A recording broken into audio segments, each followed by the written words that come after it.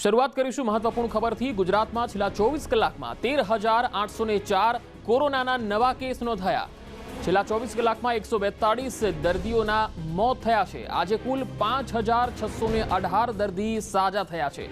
Active case 1 લાખને પાર પહોંચ્યા છે। અમદાવાદમાં 5,470 નવા કેસ નોંધાયા છે, જ્યારે 22 લોકોના મોત થયા। સુરતમાં 2,817 નવા કેસ નોંધાયા છે, 21ના મોત થયા। રાજકોટમાં 719 નવા કેસ નોંધાયા છે અને 13 લોકોના કોરોનાથી મોત થયા। વડોદરામાં 716 નવા કેસ નોંધાયા છે, જ્યારે 16 લોકોના કોરોનાથી મૃત્યુ થયા। જામનગરમાં 607 કેસ, 14 લોકોના મોત થયા। ભાવનગરમાં 302 કેસ, 8ના મોત થયા, જ્યારે ગાંધીનગરમાં 280 કેસ, 3ના મોત થયા। જૂનાગઢમાં 218 કેસ, 4ના મોત થયા।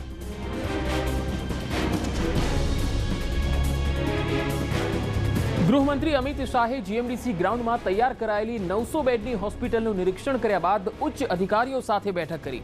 તેમણે કહ્યું કે ગાંધીનગરમાં 1200 બેડની કોવિડ હોસ્પિટલ તૈયાર કરાશે। ડીઆરડીઓ અને ટાટાના સહયોગથી ગાંધીનગર હેલિપેડ ગ્રાઉન્ડમાં હોસ્પિટલ તૈયાર કરાશે। શાહે કહ્યું હતું કે દેશમાં સૌથી વધુ ઓક્સિજન બેડ ગુજરાત પાસે છે।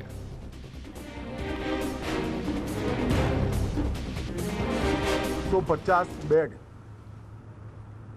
જેની અંદર 250 બેડ આઈસીયુ બેડ હશે। એ સુવિધા આવતીકાલથી અમદાવાદના શહેરીજનો માટે ખુલ્લી મુકાશે। આ બધા જ બેડ ઓક્સિજન સાથેના બેડ છે અને અહીંયા જ સિટી સ્કેનથી માંડી બધા જ પ્રકારના ટેસ્ટિંગની વ્યવસ્થાથી યુક્ત આ હોસ્પિટલ બની છે। ટાટા ટ્રસ્ટના સહયોગથી એક બીજી 1200 બેડની હોસ્પિટલ ગાંધીનગર હેલિપેડના ગ્રાઉન્ડ પર બનાવવાનો આજે નિર્ણય થયો છે, જેનો ટાટા ટ્રસ્ટ તરફથી બધો ખર્ચો ઉપાડવામાં આવશે અને આ હોસ્પિટલનું નિર્માણ પણ ડીઆરડીઓ કરશે અને એની અંદર 600 આઈસીયુ બેડ હશે। માણસો જેમના નાગરિકો જેમના ઘર ખૂબ નાના છે, પરિવાર મોટો છે, ત્યાં હોમ આઇસોલેશનની પરિસ્થિતિ શક્ય જ ના હોય, એમના માટે આજે મિટિંગમાં નિર્ણય થયો છે કે સ્વયંસેવી સંસ્થાઓના સહયોગથી ગુજરાત સરકાર આઇસોલેશન સેન્ટરની શરૂઆત કરશે। અમદાવાદની અંદર Karnavati club, Ahmedabad district cooperative bank, Gujarat state cooperative bank, Rajpath club, Umiya પરિવારના 2 થી 3 સંસ્થાઓએ આ બધાએ આના માટે કન્સેન્ટ આપી છે અને આ ટ્રેન્ડ રાજ્યભરમાં ગુજરાત સરકાર આગળ લઈ જવાની। ડૉક્ટરો એક જગ્યાએ બેસી એક કોલ સેન્ટરમાં બેસશે અને રાજ્યભરમાંથી એ ટોલ ફ્રી નંબર પર જે ફોન આવશે એમને હોમ આઇસોલેશનવાળા પેશન્ટને ટેલિફોનિક ગાઈડન્સની પૂરી વ્યવસ્થા આમાં કરવામાં આવશે। કોઈને પ્રાઇમરી સિમ્ટમ્સ હોય અને કંઈક પૂછવું હોય તો પણ આ ટોલ ફ્રી નંબર પર એ આરામથી પૂછી શકશે। 2 દિવસની અંદર જ આ ટોલ ફ્રી નંબરની પણ શરૂઆત થઈ જશે। એ જ રીતે મેડિકલ કન્સલ્ટન્સીની વ્યવસ્થા પણ એક કોલ સેન્ટરના માધ્યમથી અમે કરવાના છે, એ પણ 2 દિવસની અંદર સ્થાપિત થઈ જશે। દેશના પ્રધાનમંત્રી સ્વાભાવિક રીતે રોજ રાજ્યના મુખ્યમંત્રી જોડે, ઉપમુખ્યમંત્રી જોડે ચર્ચા કરી જેટલી વધુમાં વધુ મદદ દેશભરમાં થાય એમનો પ્રયાસ છે અને ગુજરાતમાં પણ વધુમાં વધુ મદદ થાય એમનો પ્રયાસ છે। આજે પણ મિટિંગ વખતે પ્રધાનમંત્રીજીએ સ્વયં ફોન કરી શું નિર્ણયો થયા, શું કરવા જોઈએ એ બાબતમાં ચિંતા વ્યક્ત કરી, જાણકારી પણ લીધી છે। અમદાવાદના જીએમડીસી ગ્રાઉન્ડમાં ગુજરાત યુનિવર્સિટી કન્વેન્શન સેન્ટરમાં તૈયાર કરાયેલી 900 બેડની કોવિડ હોસ્પિટલનું કેન્દ્રીય ગૃહમંત્રી અમિત શાહે નિરીક્ષણ કર્યું। મુખ્યમંત્રી વિજય રૂપાણી અને નાયબ મુખ્યમંત્રી નીતિન પટેલ પણ તેમની સાથે ઉપસ્થિત રહ્યા। ડીઆરડીઓના સહયોગથી તૈયાર કરાયેલી આ હોસ્પિટલના તમામ બેડ ઓક્સિજનની સુવિધા સાથે સજ્જ છે, જ્યારે 150 બેડ આઈસીયુ અને વેન્ટિલેટર સાથે છે। હોસ્પિટલ આવતીકાલથી કાર્યરત થઈ જશે। 108 મારફતે આવનાર દર્દીને અહીં દાખલ કરી સારવાર અપાશે। જરૂર પડશે તો વધારાના 500 બેડની પણ વ્યવસ્થા અહીંયા ઊભી કરી શકાશે। ઓક્સિજન માટે 35,000 લીટરની ક્ષમતાની ટેન્ક પણ તૈયાર કરાઈ છે, જ્યારે ઇમરજન્સીને પહોંચી વળવા 25,000 લીટરની વધારાના ટેન્ક પણ મૂકવામાં આવ્યા। હોસ્પિટલમાં 150 તજજ્ઞો, 10 ફિઝિશિયન, 6 એનેસ્થેટિક અને 350 કર્મીઓનો નર્સિંગ સ્ટાફ ખડે પગે તૈનાત રહેશે. DRDOના 17 તબીબો અને 75 પેરામેડિકલનો સ્ટાફ પણ આવી ચૂક્યો છે. દેશમાં કોરોનાના વધતા સંક્રમણ પર કાબુ મેળવવા માટે પ્રધાનમંત્રી નરેન્દ્ર મોદીએ આજે એક બાદ એક 3 બેઠકો કરી. ગુજરાત સહિત 11 રાજ્યના મુખ્યમંત્રીઓ સાથે પ્રધાનમંત્રીએ સંવાદ કર્યો.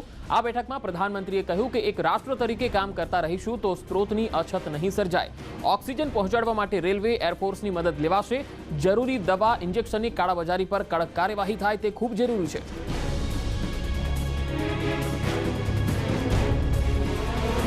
કોરોનાની સારવારમાં વધુ એક અસરકારક દવાને DCGIએ મંજૂરી આપી છે. આ દવા લેવાથી કોરોનાના દર્દી 5 થી 7 દિવસમાં રિકવર થતા હોવાનો કંપનીએ દાવો કર્યો. ઝાયડસ દ્વારા બનાવાયેલી વિરાફિન નામની દવા પરીક્ષણમાં 91.15% સફળ રહી હોવાનો દાવો કરાઈ રહ્યો છે, જેના આધારે તેના ઇમરજન્સી ઉપયોગની મંજૂરી અપાઈ છે. હળવા લક્ષણો ધરાવતા 18 વર્ષથી મોટી વયના દર્દીઓ માટે આ દવાનો ઉપયોગ કરી શકાશે. ટૂંક જ સમયમાં આ દવા માર્કેટમાં ઉપલબ્ધ થશે. કંપનીનો દાવો છે કે કોરોના વાયરસને શરીરમાં ફેલાતો અટકાવવામાં આ દવા કારગર છે અને દર્દીના શરીરમાં ઓક્સિજન લેવલને પણ જાળવી રાખે છે. કંપનીના દાવા પ્રમાણે આ એન્ટીવાયરલ દવા લેનાર દર્દીના અંદર વાયરલનો જે લોડ છે એ ઓછો થઈ જાય છે અને દર્દીનો RT-PCR રિપોર્ટ 5 થી 7 દિવસમાં નેગેટિવ આવે છે. ત્રીજા તબક્કામાં દેશના 20 થી 25 કેન્દ્રોમાં આ દવાનું પરીક્ષણ કરવામાં આવ્યું છે.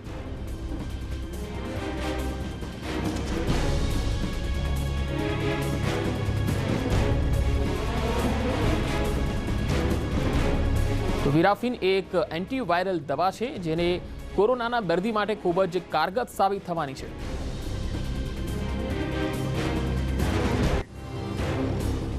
અમદાવાદના કૃષ્ણનગરમાં થયેલી સનસનીખેજ લૂંટ મામલે પોલીસને સફળતા મળી છે. લૂંટ મામલે લાખોનો મુદ્દામાલ સાથે એક આરોપી દબોચી લેવાયો છે.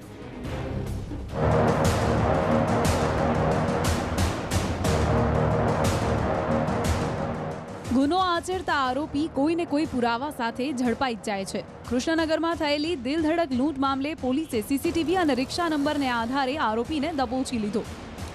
પોલીસ સકંજામાં ઉભેલા આરોપી દેવવ્રતસિંહ કુશવાહાને લૂંટ કરવી ભારે પડી ગઈ. આરોપીએ અન્ય સાગરીતોની સાથે મળીને 4.85 લાખની લૂંટ ચલાવી હતી. લૂંટમાં આરોપી દેવવ્રતની સાથે અન્ય 2 આરોપીની સંડોવણી પણ બહાર આવી છે. અન્ય આરોપી સાયમન તથા બોબડો ઉર્ફે સુનિલ કે જે બંને આરોપી બાપુનગર અને વટવાના રહેવાસી છે. તેમની સાથે મળીને કૃષ્ણનગર વિસ્તારમાં લૂંટ ચલાવી હતી. જો કે આરોપી ફરાર થાય તે પહેલા DCP ઝોન 3ના સ્કોડે આરોપીને ઝડપી પાડ્યો છે. આરોપી દેવવ્રતસિંહ નરેન્દ્રસિંહ ચનરસિંહ કુશવાહ જે નૂતન મિલ સરસપુરના રહેવાસી છે, તેઓની ધરપકડ કરવામાં આવેલી છે અને 44,000 રોકડા, રિક્ષા તેમજ પકડવામાં આવે છે. આગળની તપાસ કાર્યવાહી ચાલુમાં છે. લૂંટને અંજામ આપતા પહેલા આરોપીઓએ બાપુનગર ડાયમંડ માર્કેટ પાસેથી ફરિયાદીનો પીછો કર્યો અને બાદમાં ફરિયાદીની એક્ટિવાને ટક્કર મારી મદદ કરવાના બહાને રૂપિયા ભરેલો થેલો લઈને ફરાર થઈ ગયા. લૂંટના CCTV ફૂટેજ સામે આવ્યા બાદ પોલીસે રિક્ષા નંબરને આધારે આરોપીઓની શોધખોળ શરૂ કરી હતી, જેની તપાસ કરતા દેવવ્રતસિંહ કુશવાહાની ધરપકડ કરવામાં આવી છે. જોકે તેની સાથે રહેલા અન્ય 2 સહ આરોપી ફરાર છે. હરમેશ સુખડિયા, ન્યૂઝ 18 ગુજરાતી, અમદાવાદ.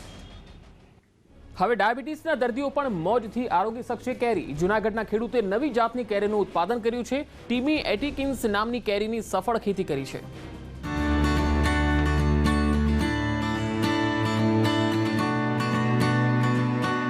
કેરીની અનેક જાતો હાલ જોવા મળી રહી છે અને તેમાં પણ ખાસ કરીને કેસર, હાફૂસ કેરીની ખૂબ જ ડિમાન્ડ હોય છે. પણ માળિયા હાટીનાના જલંધર ગામના ખેડૂતે અમેરિકન બ્રીડની ટોમી એટકિન્સ જાતની કેરીનું સફળ ઉત્પાદન કર્યું છે. આ કેરીનો કલર જાંબલી એટલે કે રીંગણા જેવો થાય છે. દેખાવે ખૂબ સરસ લાગતી આ કેરીમાં અન્ય કેરી કરતાં 75% શર્કરાનું પ્રમાણ ઓછું હોય છે, એટલે કે ડાયાબિટીસના દર્દીઓ માટે આશીર્વાદરૂપ આ કેરી છે. સામાન્ય કેરીના વાવેતર સાથે આ કેરીનું વાવેતર કરી શકાય છે અને આ કેરીની વિદેશોમાં ખૂબ માંગ છે, એટલે ભાવ પણ સારા આવે છે. અમે ટોમ એટકિન્સનું મેં 3-4 વર્ષ પહેલા એક પ્લાન્ટ વાવેલો. એમાં બે વર્ષ પછી બહુ સારી કેરી આવેલી, લગભગ 40-50 નંગ આવ્યા હતા અને ત્યારે મને ખબર પડી કે આમાં શુગર 75% ઓછું હોય છે. જે આપણી જનરલ હોય છે કેસર કે આલ્ફાન્સો, એના પ્રમાણમાં આમાં શુગર ઓછું હોય છે. અને આ ફ્લોરિડાની આ એક જાત છે, ત્યાંનું આ બ્રીડ છે અને આમાં શુગર આપણી સામાન્ય કેરી કરતાં 75% ઓછી હોય છે. એટલે આની ફોરેનમાં પણ ડિમાન્ડ બહુ સારી છે અને આપણા મોટા શહેરોમાં પણ ડાયાબિટીક પેશન્ટો માટે આની ડિમાન્ડ બહુ સારી રહે છે. એક્સપોર્ટમાં પણ બહુ સારી ડિમાન્ડ રહે છે અને આ ઝાડમાં 1 વર્ષ પછી તમે ફળ લઈ શકાય એવું છે. તો ટોમી એટકિન્સ જાતની કેરીની વિદેશોમાં માંગ છે, પણ આપણા દેશમાં કેરી ખૂબ ઓછા લોકો ખાય છે. વિશ્વ બજારમાં કલર કેરીની ખૂબ માંગ છે અને તેમાં અલગ અલગ કેરીની લોકો ડિમાન્ડ કરે છે. અમેરિકાના ફ્લોરિડા બ્રીડ ટોમી એટકિન્સન કેરીમાં રેસા ખૂબ જ વધુ હોય છે અને થોડી ખટાશવાળી હોય છે, એટલે ડાયાબિટીસના દર્દીઓ માટે સારી છે. ઉપરનો એનો કલર છે એ રેડિશ પિંક કલર આવે, અંદર છે એ પીળાશ પડતો લાઇટ યલો પ્રકારનો કલર હોય છે. અંદર કોઈ એવો પલ્પનો કલર નથી હોતો. બીજું એમાં રેસા ખૂબ વધારે હોય છે આપણા કરતાં, અને સુગરનું પ્રમાણ પણ ઓછું હોય અને સહેજ ખટાશ ઉપર હોય. એટલે આ પ્રમાણે એના કેરેક્ટરિસ્ટિક અથવા તો એના ગુણધર્મો છે.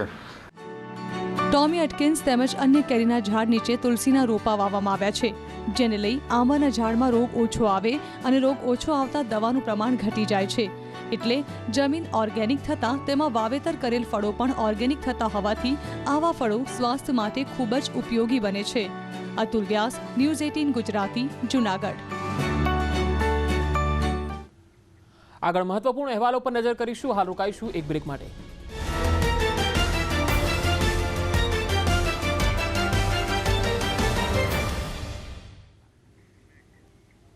Welcome back.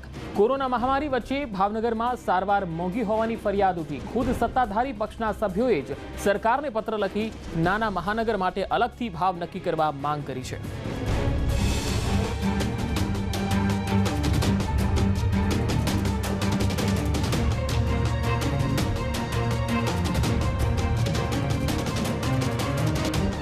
કોરોનાગ્રસ્ત દર્દીઓ હાલ જીવ બચાવવા માટે અઢળક ખર્ચાઓ કરી રહ્યા છે.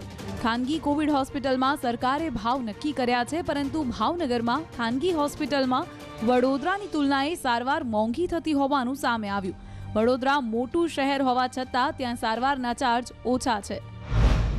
સેગમેન્ટ 1ના ચાર્જની વાત કરીએ તો ભાવનગરમાં જનરલ બેડના પ્રતિ દિવસના 5,700 રૂપિયાનો ચાર્જ છે. વડોદરામાં 4500 ચાર્જ છે, એટલે કે 1200 રૂપિયા ભાવનગરમાં વધુ વસૂલાય છે. ભાવનગરમાં એચડીયુ બેડના પ્રતિદિન 8,075 વસૂલાય છે, જ્યારે વડોદરામાં 6,000 ચાર્જ છે, એટલે કે ભાવનગરમાં 2,075 રૂપિયા વધુ વસૂલાય છે. સેગમેન્ટ 2માં ભાવનગરની ખાનગી હોસ્પિટલમાં જનરલ બેડનો એક દિવસનો ચાર્જ 7,980 રૂપિયા છે. વડોદરામાં 4,500 રૂપિયા છે, એટલે કે 3,250 રૂપિયા ભાવનગરમાં વધુ છે. ભાવનગરમાં એચડીયુ બેડનો ચાર્જ 11,733 છે, વડોદરામાં 6,000 છે, એટલે કે 5,733નો તફાવત છે. ભાવનગરમાં આઇસોલેશન પ્લસ આઈસીયુ બેડનો ચાર્જ 16,975 છે, વડોદરામાં 13,500 છે, જેમાં 3,475નો તફાવત છે. એવી જ રીતે ભાવનગરમાં ventilator plus isolation plus ICU બેડનો ચાર્જ 20,282 છે, વડોદરામાં આ ચાર્જ 16,000 છે, એટલે કે ભાવનગરની ખાનગી હોસ્પિટલ 4,282 રૂપિયા વધુ વસૂલે છે. માત્ર બેડની જ વાત નથી, ડોક્ટરની વિઝિટ ફી ભાવનગરમાં 1,500થી 3,500 છે, જે વડોદરામાં 1,000 રૂપિયા છે. 28 ઓગસ્ટ 2020માં સરકારે સમગ્ર રાજ્ય માટે ચાર્જ નક્કી કર્યા હતા. ત્યારબાદ વડોદરામાં તાજેતરમાં નવા ભાવ નક્કી કરાયા છે. ભાવમાં આટલા મોટા તફાવતને કારણે જ ભાવનગર મહાનગરપાલિકાના સત્તાધીશોએ સરકારને પત્ર લખી ભાવનગર, જામનગર, જૂનાગઢ અને ગાંધીનગરના ચાર્જ અન્ય ચારેય મહાનગરથી અલગ અને ઓછા કરવાની માંગ કરી. આ જે રકમનો ડિફરન્સ છે તો બરોડા કરી શકતી હોય તો એ ભાવ ભાવનગર પણ પોસિબલ થઈ શકતો હોય તો મેં કમિશનર કલેક્ટરશ્રી જોડે પણ વાત કરી છે. આદરણીય નાયબ મુખ્યમંત્રી નીતિનભાઈ પટેલ કે જેઓ આરોગ્ય મંત્રી છે તેમને પણ મેં લેખિતમાં રજૂઆત કરી છે અને ભાવનગર શહેરની અને ભાવનગરના જનતાને રાહત દરે સેવા મળે અને ડોક્ટરોને હોસ્પિટલને પરવડે તેવા હેતુથી યોગ્ય ભાવ નિયત કરવા માટે મેં રજૂઆત કરી છે. એવું તો શું છે જે બધાને ભારતીય હોવાનો ગર્વનો અહેસાસ કરાવે છે, સાથે જ બાકીની દુનિયાથી પણ અલગ બનાવે છે? ખરેખર એ છે આપણી આત્મનિર્ભર બનવાની ક્ષમતા અને આપણી અંદર આત્મસન્માનની ભાવનાનું હોવું. નેટવર્ક 18ની પહેલ અને આઈટીસી પ્રસ્તુત સ્વાભિમાન ભારત એક એવો જ ઇનિશિયેટિવ છે જે તમને દેશભરના આવા જ ભારતીયોની વાતો જણાવશે, જે સરકારની મદદ વિના જ સમસ્યાઓનું સમાધાન કરી રહ્યા છે। નવીનતા અને સિદ્ધિઓની વાર્તાઓ જે આપણને બતાવે છે કે આપણે એક રાષ્ટ્ર તરીકે કેટલા મજબૂત છીએ। આ વાત છે પશ્ચિમ બંગાળના એક એવા ગામની જ્યાં કલાએ લોકોનું જીવન બદલી નાખ્યું।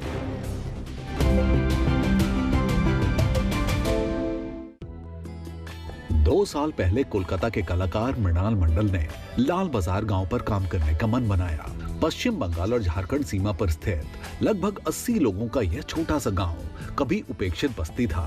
मृणाल ने इसे अपना दूसरा घर बनाया और कला का इस्तेमाल करके इसे सही तरीके से रचाया बसाया। यहाँ के ग्रामीण मुख्य रूप से आसपास के खेतों में मजदूर के रूप में काम करते थे और उनमें से कुछ स्वयं छोटे किसान थे।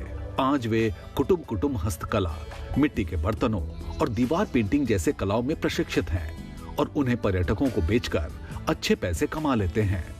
यहाँ हम लोग एक स्कूल चलाते हैं पेंटिंग, ड्राइंग, क्राफ्ट का, और बहुत सारे कलाकार बाहर से भी आते हैं, यहाँ सिखाते हैं, रहते हैं, यहाँ ये लोग के साथ काम करते हैं। और बहुत सारा लोग यहाँ कुटुंब एक जंगल में जो मिलता है आपका लकड़ी वगैरह, ये सब जोड़ के एक चीज बनाते हैं।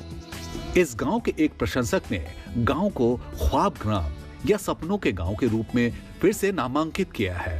मृणाल मंडल और लाल बाजार ने दिखाया कि कैसे कला आत्मनिर्भरता के लिए प्रेरित कर सकती है और हमारे स्वाभिमान भारत के सपने को सच करने में मदद कर सकती है।